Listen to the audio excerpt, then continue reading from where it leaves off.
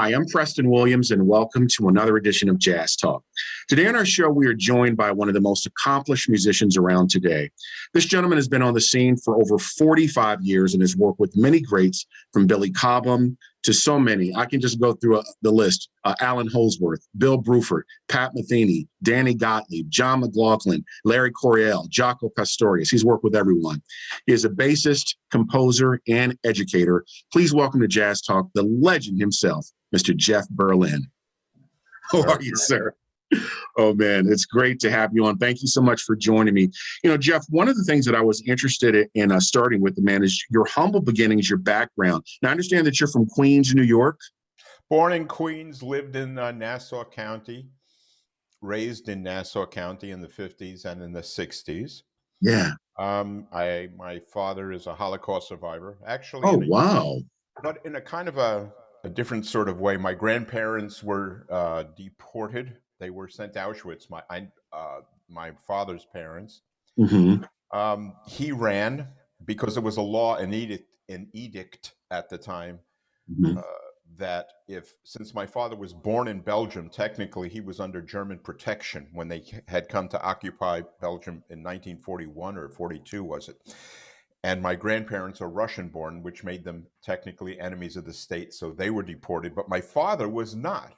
They asked him, it's a family story, it's the things we know, and do you want to go with them? And his father went like this. So my father ran, and when about 18 months to 2 years, he went south through the Italy, and had, I don't know if you recall Papillon. That's a great movie with Steve McQueen and Dustin Hoffman. Great film. The book is astonishing. It outweighs it entirely. And my father is a freak because he literally, by the skin of his teeth, I mean, the stories that could fill up 2 hours. And oddly and unbelievably, even he said, I don't know how I'm here. He survived, got to the Allies, et cetera, became an American, had 4 children. Okay. Interestingly, he became an opera singer. My mother is a natural musician, and in that ability, she'd be in the house, the housewife of the 60s, 50s, 60s. That's what the women did, and there'd be opera and music always on in the house, classical music, and she'd sing counterpoint to it. And I never thought about it until years later when I thought how unique that she had that skill. So I was born, apparently, was born with very good ear. I was singing Italian lieder phonetically as a baby because my father practiced it. Oh, our son, the Jewish son, he's going to be a violinist. And I took violin for so many years. And you played that for quite a while, because like I said, you're a bassist, but you actually played the violin for many years. Now, are you like classically trained on that, or? I'm as classically trained, I think, as anybody who has seriously gotten into the instrument. I was seriously classically trained. I was taught as Heifetz was taught, as every violinist in the New York Philharmonic are taught. I was taught through a formula, but we all were. I think maybe today it's still the same thing, although things changed in this era. But nevertheless, I was trained properly. Training almost sounds military. I was taught violin day 1, lesson 1. I was 5 years old. It's funny. I actually remember it was on a Saturday at 9:30 a.m. I don't know why I remember that. And I was 5 years old. And the first thing I had was G, 2, 3, 4, which when I did it was squeak, squeak, squeak, squeak. So I was taught music from day 1, as we all were. There's nothing unique in my training, nothing special in my background. It followed that proven formula, and I got very deeply into the factual function of music outside of art.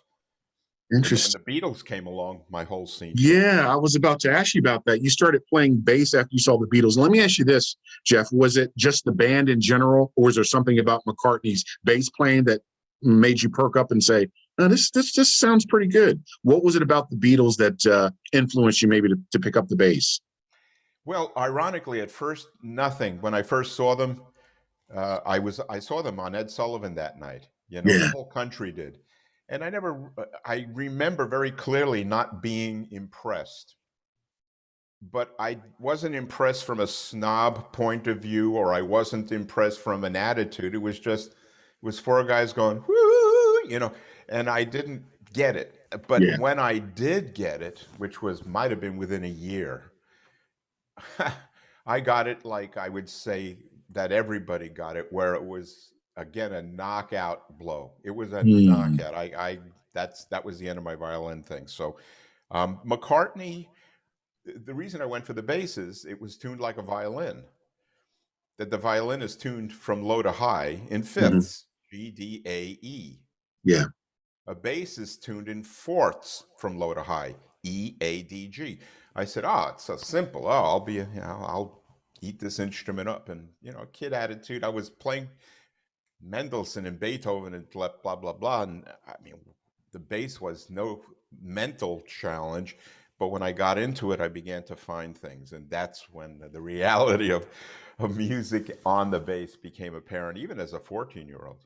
Yeah, yeah. So you're getting it together, you're playing, and eventually you attend Berklee College of Music. Now, I guess during the time that you went, there were a lot of what pretty, well-known other musicians who were there with you at that time. Yes. You know, Berklee in the early 70s was a school entirely focused upon the teaching of music. It didn't have any interest at that particular time on career and styles and the things that it has today, things that I don't think are supportable for student improvement personally. We can get into that later. Other yeah, schools also today go that way. I just don't see them helping people. We can get into that if you wish. But when I went, it was a music school. You hmm go to this class, it was jazz music for everybody. And it was a kind of a snobby jazz school at that, which at the time never offended me. There was a couple of teachers who later we laughed about it because they go, "Oh, Mr. Electric Bass Player," and I laughed because I was fortunate. I got it that their ethic was to the upright, and it was pure, and it was beautiful. And I mean this too. Uh, Charlie Hayden said that once in a oh yeah, Downbeat interview. He says, forget the electric. There's no such thing as an electric bass. There is only the upright." And when I read it, I said, good for him. He stands for something so firmly, declaring it so firmly. The reality, who cares? Anyways, I went to Berklee. It was a fully musical school dedicated entirely to the improvement of the ability to play and to the understanding of music in harmonic ways. It was an arranging school. hmm It fit the it was not a school to build a career. In other words, it wasn't vocational. yeah, It wasn't, like the DeVry school will teach you how to be an air conditioning repair person, which is hmm sort of DeVry like vocational things. It was play and good luck. There's the door. And for gosh sake, I mean, we had Mike Stern. My classmates were Mike Stern, Neil Steubenhaus, Abe Laboriel, Pat Metheny was there. Wait, there's a million. I'm going to forget them all. Steve Smith, Vinnie Colaiuta. wow, Oh wait, oh God, it's going out of my head. Rob Mounsey, a top arranger. Who's that guy? Richard Niles was there. I'm going to forget some of these guys, and I apologize. John Schofield. We were in a top 40 band. that's incredible, man. All those names that you just had. You mentioned Mike Stern. He's been on, and I know that he was Pat Metheny's best and favorite student, from what I understand. Bill Frisell was there. Yeah. I played when we were kids. I played with Pat Metheny, Mike Stern, Bill Frisell, and John Schofield. These were kids down the hall, you Wow. know, and all the other great players and drummers and musicians and pianists. And it was an entirely dedicated to playing and music and the uplifting of playing. And Mm. because of it, we all have a reward for we all had a reward for the rest of our lives. So I'm grateful to the Berklee of that era. In fact, I owe them everything. Gary Yeah. Burton was there. Steve Swallow was teaching, the great legendary bassist Steve Swallow was there. I took what's his name? He passed away. Herb Pomeroy's line writing. Herb Pomeroy was there. Alan Dawson was there. This was a Mm. school completely engaged at that time with people who could play and teach. Yeah. Yeah. And at that made it unique at that unique period, at that period. And I happened to be in it. That's It's a incredible. phenomenal coincidence in my life. That is incredible. I don't think you'll ever see anything like that ever again. But one of the things that I really like, I guess you're out there, you're doing gigs, you hit the scene, and then eventually, I guess you get discovered by Bill Bruford. Tell me about that experience, man. What was that like? And I guess you eventually played with this group, Bruford. Tell me about that. Well, I went to, at the time when I left Berkeley, that summer was a tour with Pat Martino. It's starting to go away. A tour with Pat Martino, a record with Patrick Moraz, that when he replaced Rick Wakeman in Yes. Yeah. And then playing with Carmine Appice when he had a band and he called me, or I introduced myself. I was an unknown kid. And he heard me and he went, "Please play." And then a meeting with Bill. And how I met Bill was, when I was with Carmine, he had invited a guitarist from, it might have been the Basque country of Spain. I'm not even sure, but his name is Ray Gomez. And he and I became friendly, and he mentioned that Bill Bruford was looking for a band, and that Patrick Moraz had recommended Ray to Bill. So Ray said, "Would you like to come play bass and fill that chair? And that way I can audition for Bill Bruford." So we went and played, and it turned out that Bill and I clicked quite quickly. Ray didn't get that gig, but I've auditioned for gigs as a younger man, didn't get him either. So that worked out in that manner. So when I met him, it was only a couple of years later when Bill realized his group and invited me to play bass in it. And quite frankly, I owe my career, I owe a great deal of the knowledge that I possess about live playing and recording, etc., to Bill Bruford, directly to Bill. I'll always be indebted to his tutelage and for his kindness for having me as his bass player. That's fantastic. And I guess a couple of years after that, you also hooked up with the great guitarist Allan Holdsworth. Tell me about that connection. Well, we had played with Bill Bruford together. Allan was, I should say, alone in his greatness. When people refer to having a style, I sometimes question whether people understand what an original style actually entails. What it entails for the most part is doing something that is literally focused and involved entirely unto that person.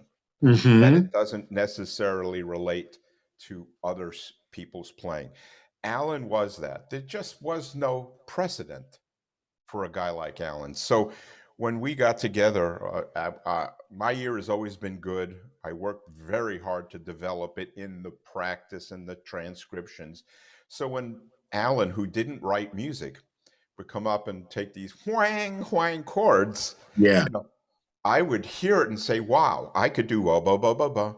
And in that symmetry and relationship, I was given this open canvas to provide things. And we were great together. But to be honest, I wasn't in his league. He was otherworldly. I heard something just the other day. Somebody had something where he played, and it's the same sort of 50, 60, 70 notes that I'm aware of. By the way, music is, how many notes, when they say how many notes in music, people often say 11 or 12, but there aren't. The truth is, it's closer to 100. Wow. You know why? Because this C and this C are not the same C. Okay. They share a partial in a sonic partial, but it's not the same note. So when people go C, da, da, da, da, da, da, up to B or to C the octave, they say that's all there is. By far, there's a lot more. So Allan had that breadth.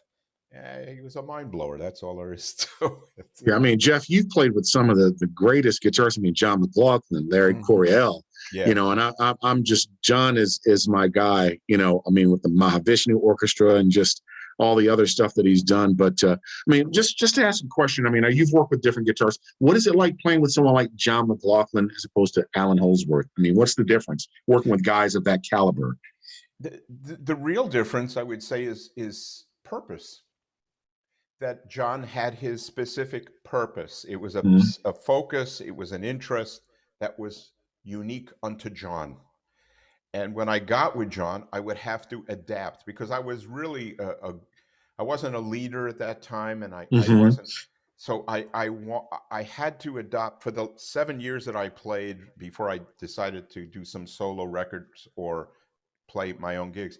Right. The challenge was is I'm with this guy. What does he need, and how does he need it? And then I do it with this guy and this guy. So the difference between an Alan and a John McLaughlin or a Larry Coryell or a Bill Frisell or whomever is that each guy as a leader had a purpose, their thing.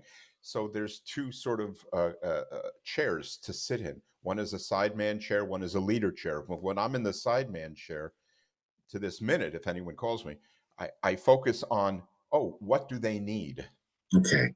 And then with a little bit of selfish purpose of providing something that pleases me, I try to give them what they need. But let me do it kind of in a way that makes me happy too, if I can. If they want boom, boom, boom, boom, I'm a working musician. Pay me my fee, and I will, with joy, give it to them. But the guys that I played with always allowed me a little bit of leeway to provide their thing, possibly my way. And I think that was the uniqueness of playing with an Alan or a John or whomever, you know. Beautiful, beautiful. I wanted to ask you about an individual who's had a tremendous effect on all of us as far as bass playing and your friendship with the late, great Jacqua Pastorius.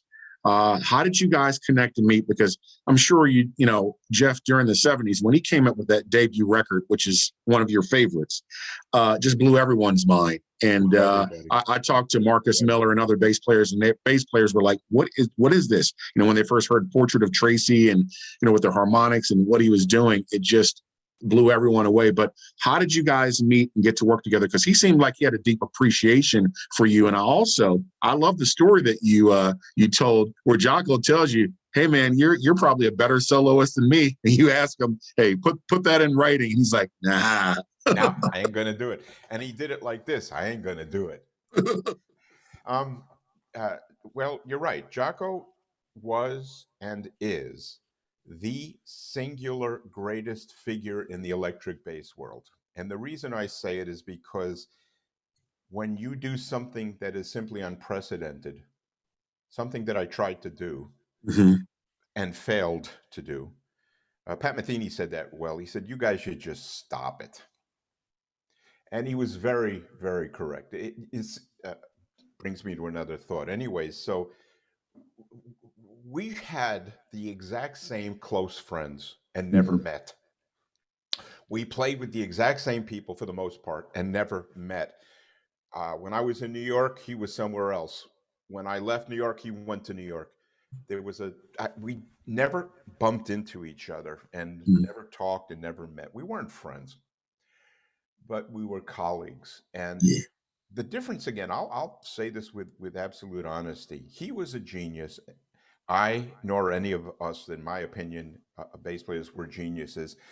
My particular thing was that in my lack of a genius, DNA genius fueled ability, I worked like a dog to find something. And I did it because it was important for me to do. The way I did it was bumping and banging and imitating and not imitating, and it was a kind of an internal slugfest. Also, it was pre-therapy, psychotherapy for me. So my intention is that I wanted people to love me. So I would play "Love Me." My joke response is "Love me, love me, love me. Look how fast, love me, love me." And it was important to this pre-therapy Jeff. So ironically, it was that slight manic, out of controlled attitude that I wanted to be relevant. I wanted to be, loved. That it kind of helped me to raise up as a bass player. until I got to a place where I went and did my mental work. And then the doors gently opened because I got out of my own, stopped stepping on my own big feet, and things began to occur. So I prepared myself well in my particular self-taught approach to bass.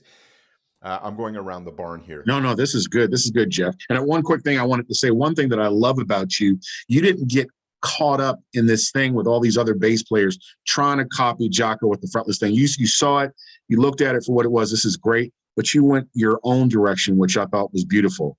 I did it later. At first, I got a fretless bass. Okay. Because I wanted to play like that. I'd never heard it. And then about 3 months after getting one, I'm a very fortunate guy. I get epiphanies automatically. And thus far, and I'm 68, thus far in my life, my epiphanies have never let me down, ever.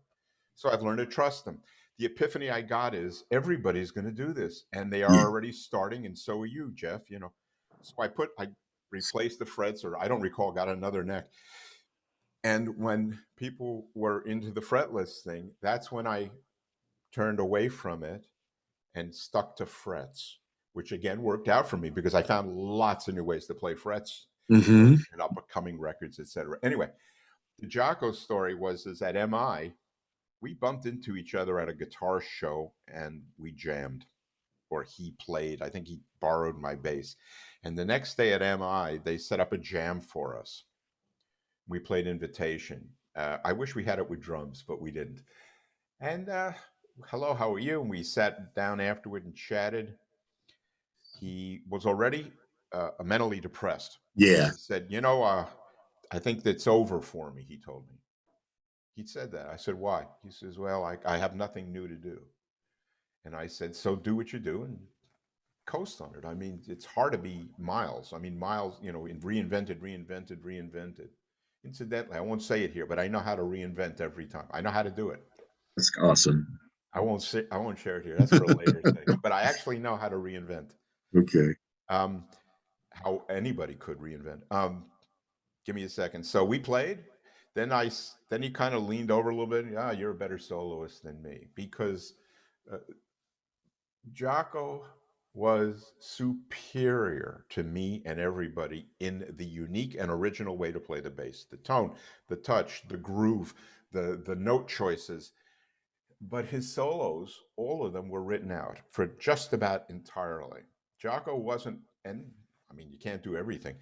He wasn't entirely a liberated melodic soloist because he was so into his thing that even his particular mental pathology interrupted the ability to flow within a tune and do it in a certain way.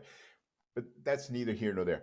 So he said, you're a better soloist than I am, because he wrote out all his solos before he recorded them. What is it? Havana and Cha-Cha and Donna Lee is written out. I mentioned that once. Donna Lee was written out, and some guys on the internet went mad.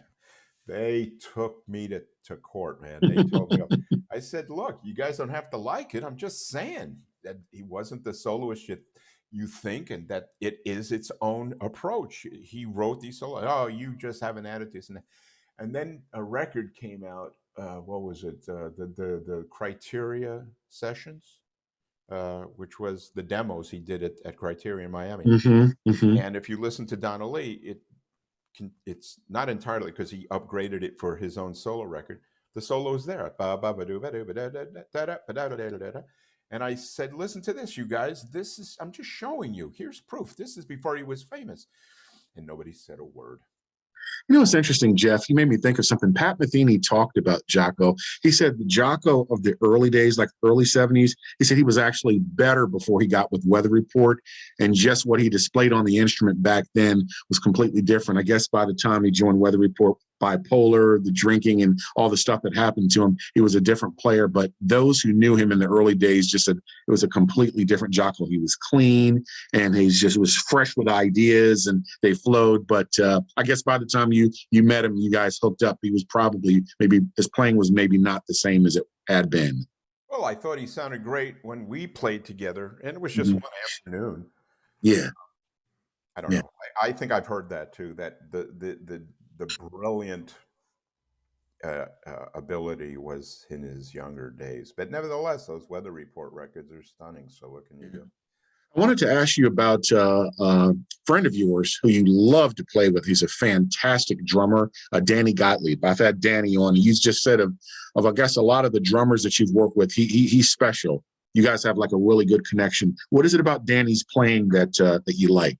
Hard to put into words. He has a way to present the quarter note. He swings in a way. His Mm-hmm. solos are spelled out in a way. It's just a flavor that coincides with my vision of music. And Mm-hmm.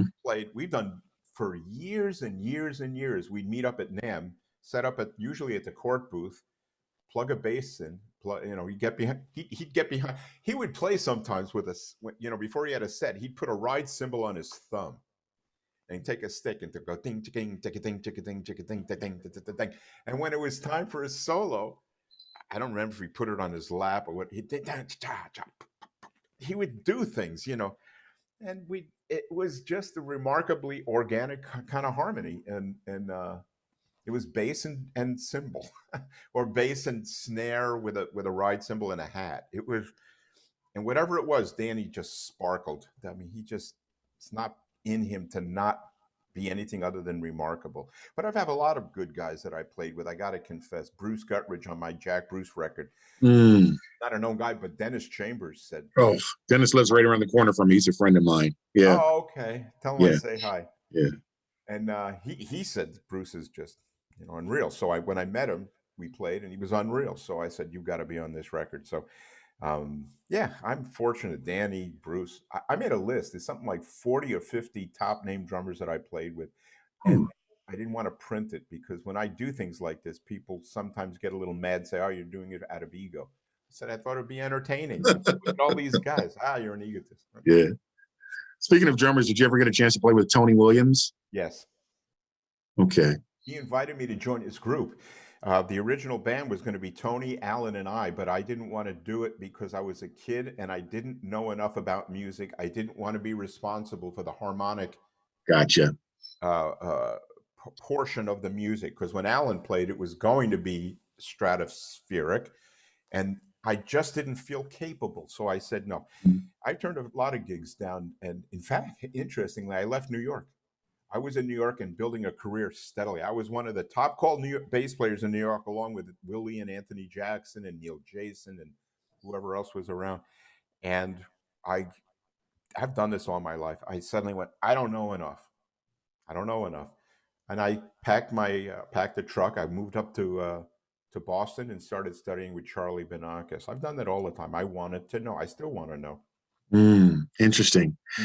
Jeff, one of the things that I guess is just flabbergasted me, it's just the people that you played with. What was it like working with Frank Zappa, man? Well, Frank was an odd bird. I asked for more money and he got so offended he fired me. What? Oh, boy. But you see, I mentioned, look, if there's a problem, don't tell anybody. But he was paying not that much money, and I said, I want more money. And I think Vinny Colaiuta did it too, and he got fired. And he loved Vinny. Yeah. Again, there's a pre-therapy me and a post-therapy me. So I own all of the ways and manners that I behaved in those days. I have to own it, and I do. Yeah. And so anyway, Frank was an odd bird. He seemed ticked off 24/7. I'm not sure why. Just everything was down here, and these guys, and everybody, and the whole, and this, that, and I wasn't comfortable.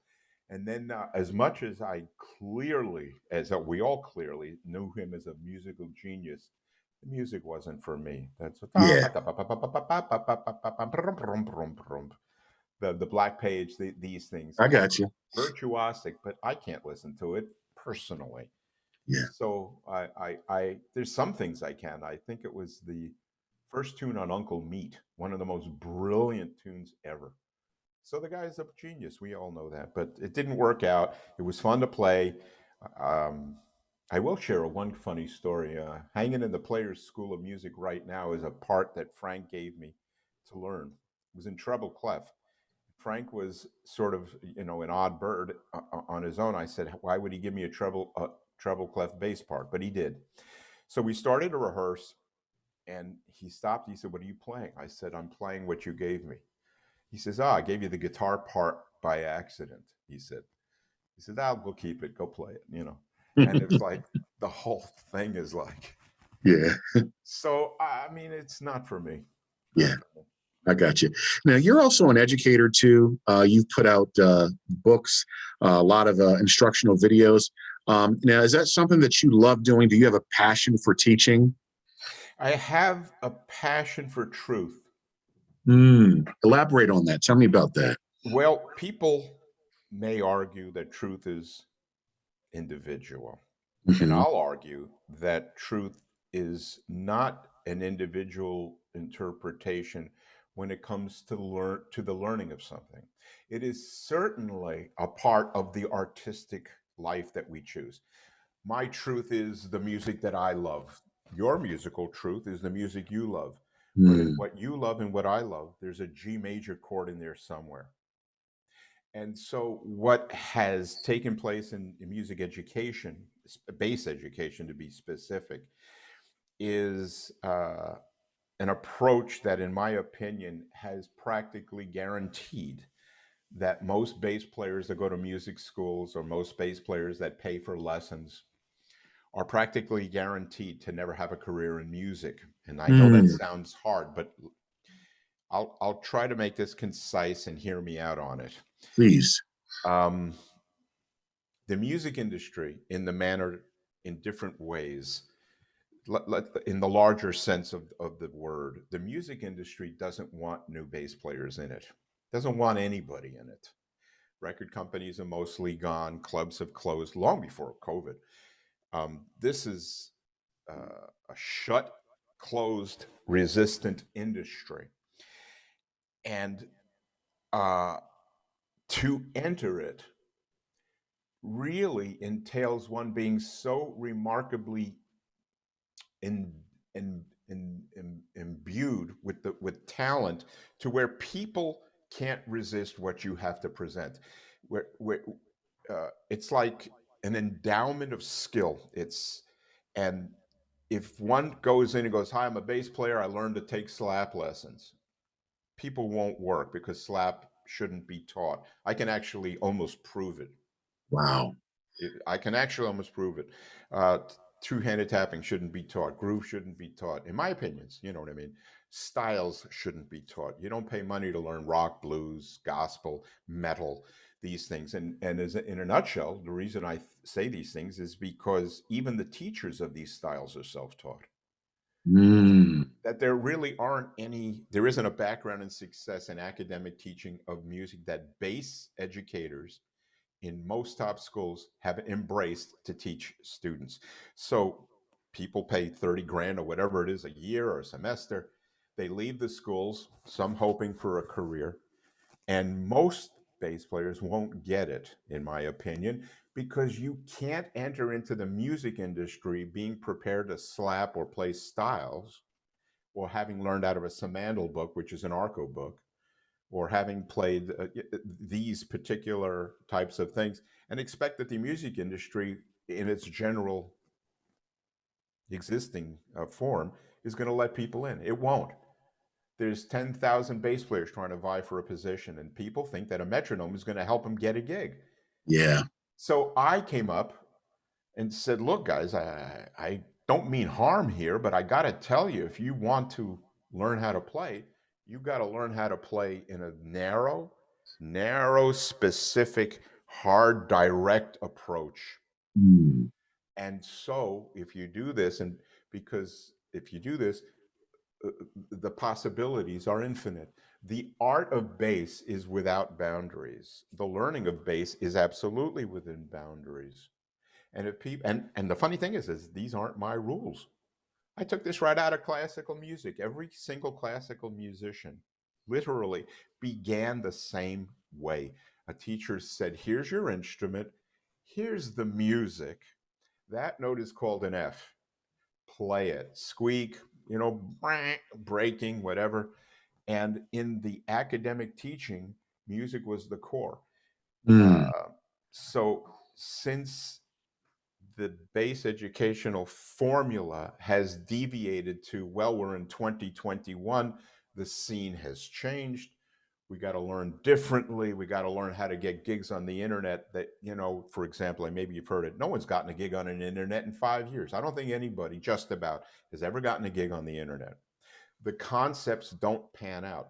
Slap, I think, is taught in certain schools, but even, like I said, even the teachers are self-taught, and 100% of all the bass players are self-taught. But students seem to be willing to part with money to be taught something that practically nobody has ever been taught before, and they still do it. So when I report these things, people argue, which has nothing to do with me because it isn't my career. I say, do what you want.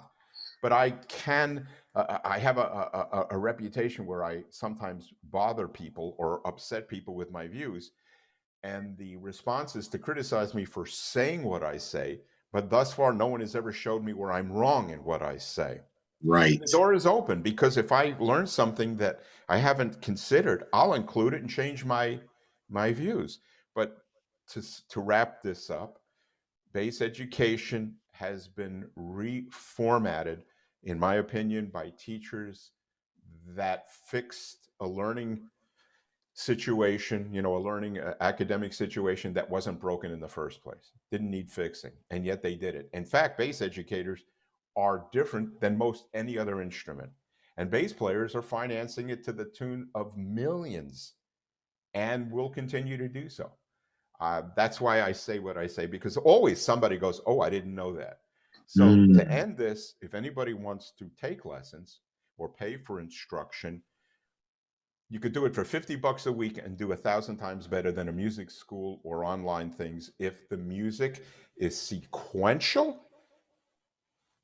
One leads to the other and is based in factual harmony, just like you and I learned when we learned grammar and how to read and write in school. Yeah. Jeff, thank you. Thanks so much for sharing it, man. That was beautiful. No, I appreciate your insight on that. And I'm sure, we'll get some views and people will be asking questions. But listen, I wanted to do a word association game with you. Okay. Just say the first thing that comes to mind. I'm going to name some musicians, no right or wrong answers, whatever comes to your mind. First name, James Jamerson. Pioneer. Okay. Next name, Duck Dunn. Very good rhythm section sideman bass player. Next name, Jack Bruce. The first bass virtuoso, the first visionary, electric bass visionary. I like that. Next name, Larry Graham. The first and original creator of slap style bass. Every slapper can draw a line back to Mr. Graham. Yeah. Next name, Stanley Clark. Brilliant beyond words, an original, fully formed and stylistically original bass player. One of the legends, one of the first legends. Next name, Anthony Jackson. Equal as Stanley, but in the sideman area. Stanley was one of the greatest sidemen in bass history. Being a leader wasn't his thing. Being one of the most creative sideman bass players ever was. Next name, Jacqua Pastorius.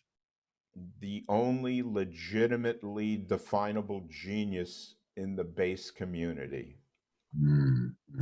Okay. Next name, Mark Egan. A wonderful sideman, bass player, a great rhythm section bassist for the early Pat Metheny groups. I know Mark, but that's, his thing was compartmentalized in his unique approach in that group. Next name, Marcus Miller. One of the great legendary producer bass players, composer, producer, bass players. Another guy without limits. Yeah. Next name, Billy Sheenan. For me, and maybe most other people, the most original sounding rock bass player that ever played. I like that. Next name, Flea. Brilliant, but the guy doesn't know how to return a phone call. That's a good one. Okay. Next name, Victor Wooten. Astonishing virtuoso, remarkable bass visionary, one of the kindest and most beloved bass players ever. You know, I like to add one more person to the list who's a class act, one of my favorite bass players, one of my favorite musicians, and just a downright cool guy. His name is Mr. Jeff Berlin. You're a part of that class, my friend, and you've been doing this for decades. I love your work, all the people that you've played with, and it's just an honor to have you on today. I wanted to ask you, in regard to COVID, what's next for Jeff Berlin? You know, after this gets better, any upcoming projects? Are you going to get back on the road? Maybe do some touring later, maybe this year, next year, if things get better? Oh, yeah.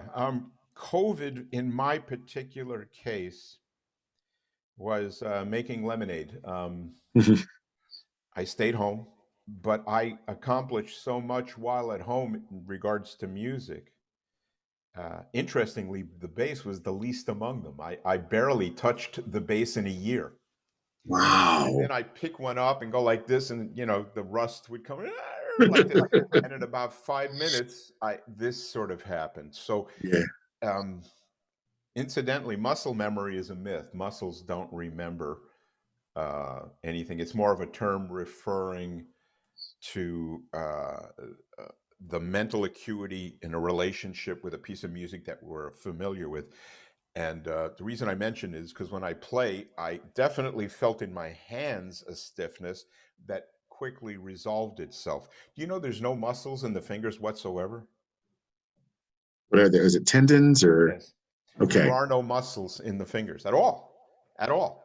So it's a kind of a myth. And why I'm mentioning that is because even when at home, I made my lemonade, had a composition teacher. I studied composition. I bought scores or downloaded music and wrote it out and reharmed and did a lot of work like that. I finished another walk-in bass book along with the other ones I had. I just finished a guitar book, beginner reading guitar book. There's so much. I'm wrapping up Jack Bruce, which is, for me, if I may, it's going to be an epic. Oh, can't wait. I'm not sure if Jack. Wait a minute. I got keep that thought about Jack. I mentioned that in all the things, the bass was sort of the least involved, but I will get back into that, and I feel loose with it, so it'll be fine. The Jack record is going to be interesting because it doesn't fit the formula of what people may imagine a cover record provides. I don't play covers. I'm not fond of them. I'm not going to go bum bum bum bum bum bum bum bum. However, I've taken all of Jack's music that I chose to represent and changed it. The integral parts are there, but I did things and I arranged them and I composed sections and changed harmonies and did things so that each song is almost its own universe. You finish this song, it can almost be exhausting because it's really dense listening sometimes. Go to the next song. Oh my God, this is different, and this one has this impact. And the guest list is astonishing. And each song is so uniquely impactful that I'm going to guess that the first complaint about it is that, I can't listen, it's too much music.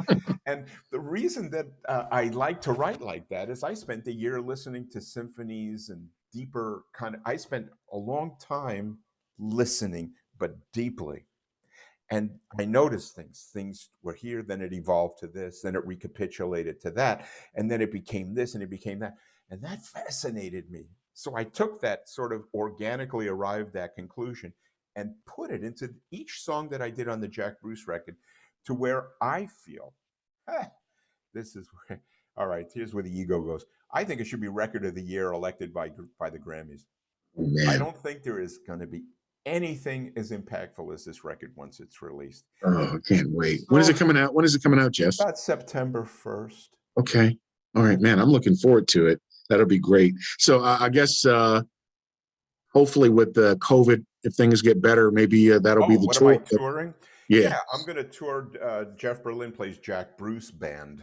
Oh, man. That's one I You got want to to come do. to my area, man. I'm in the Baltimore, DC area. You got to come to Keystone Corner or Kennedy Center or Andy Music or someplace like that. I'd love to see you perform. I've never seen you perform live before.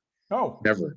well, So, yeah, I intend to tour worldwide if it can be set up, and people have to make money, meaning the clubs have to make money. So right. it's a contingent element, contingent upon finance. I'm going to have 5 or 6 musicians. That's a lot of guys. That's 5, 6 airplane tickets. That's 5 or 6 hotels. If I can do it, I'll tour it. Yeah.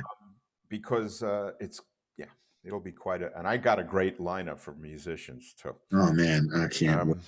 Hold on, my cat wants to come up. Oh, that's fine. Bring the kitty up. I'd like to see the cat. Coming under here. You coming up, Nina? Hey, listen, man, I want to thank you so much for being on Jazz Talk today. As I said, you're a class act. I just appreciate you taking the time sharing, your career with me, just talking about the incredible experiences you've had working with different artists and just your viewpoint on music and education. Hang on, I'm about to close out the show. Well, you've heard it from the great Jeff Berlin. And as the saying goes, if the music grooves and makes you move, it must be jazz. I'm Preston Williams with Jazz Talk signing off. Peace.